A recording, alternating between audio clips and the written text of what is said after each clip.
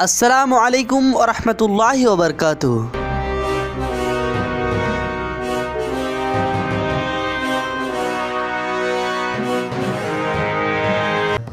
سانپ اور مور جنت میں رہتے تھے، مگر سانپ اور مور کو جنت سے کیوں نکالا گیا، اس کے بارے میں جانیں گے اس ویڈیو میں۔ شیطان جب مردود لعنتی ہو گیا تو اس نے حضرت آدم علیہ السلام کو جنت میں سجدہ کرنے سے انکار کر دیا، اور اللہ سبحانہ و تعالیٰ نے شیطان کو جنت سے بے دخل کر دیا۔ جنت میں کھانے پینے اور گھومنے پھرنے کو بہت کچھ تھا، لیکن تنہا اکیلے ہونے کے کارن حضرت آدم علیہ السلام اداس رہنے لگے۔ پھر اللہ سبحانہ و تعالیٰ نے حضرت آدم علیہ السلام کی بائیں پچھلی سے بی بی حوا کو پیدا کیا۔ اس طرح وہ دونوں ایک دوسرے کے ساتھ پا کر جنت میں خوشی خوشی رہنے لگے۔ اللہ تعالیٰ نے فرمایا، تم دونوں جنت میں جو چاہو کھاؤ پیو، گھومو پھرو، لیکن خبردار اس درخت کے پاس مت جانا اور اس کا پھل مت کھانا، ورنہ تم ظالموں میں سے ہو جاؤ گے۔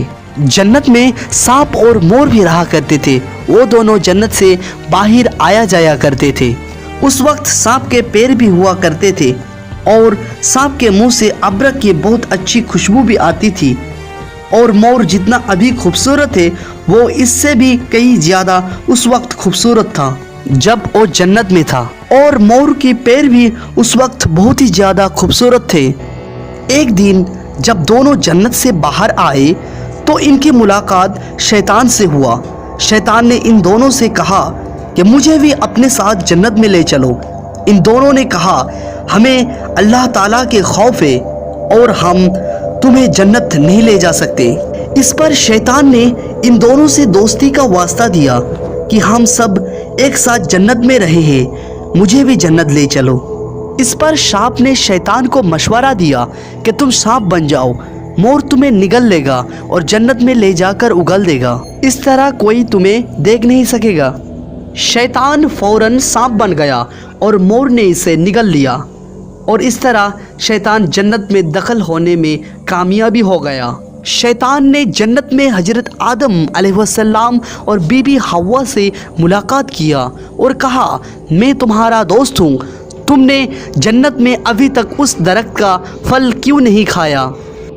اس پر دونوں نے بولا، اللہ پاک نے ہمیں اس درخت سے دور رہنے کو کہا ہے اور اس کا پھل کھانے سے سخت منع فرمایا ہے، اس لیے ہم نے وہ پھل ابھی تک نہیں کھایا اور نہیں کھائیں گے۔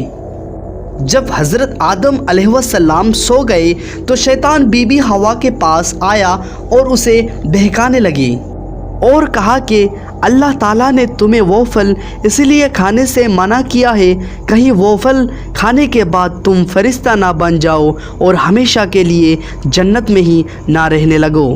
بی بی حوا نے شیطان کے بہکاوے میں آ کر اس درخت کے پھل کھا لیا، اور جب حضرت آدم علیہ السلام سو کر اٹھ گئے تو انہیں بھی بہت اصرار کیا اور مجبور کیا، اور وہ پھل حضرت آدم علیہ السلام کو کھلا دیا۔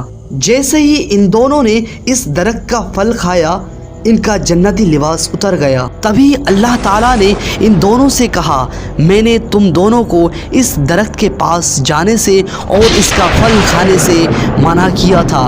اللہ تعالیٰ نے حضرت آدم علیہ السلام اور بی بی حوا کو جنت سے نکل کر زمین پر بھیج دیا اور ان سے کہا کہ زمین پر ایک خاص وقت تک تمہارا ٹھکانہ ہے اور تم زمین پر ہی رہو گے۔ اللہ تعالیٰ نے شیطان کو جنت میں لانے کے لیے مور کی خوبصورتی چھین لی۔ جس پیر سے شیطان کو جنت میں لایا، اللہ تعالیٰ نے مور کی وہ پیر بدصورت بنا دیا۔ جس منہ سے سانپ نے مور کو شیطان کو مدد کرنے کے لیے مشورہ دیا، اللہ تعالیٰ نے سانپ کی اس منہ کا ابرک کی خوشبو چھین لی اور اس منہ پہ زہر ڈال دیا، اور سانپ کے پیر چھین کر مور اور سانپ کو جنت جیسی جگہ سے ہمیشہ کے لیے بے دخل کر دیا۔ اس لیے مور آج بھی اپنی پروں کو دیکھ کر خوشی ہوتا ہے، لیکن جب بھی اپنے پیر دیکھتا ہے تو اس کو رونا آتا ہے۔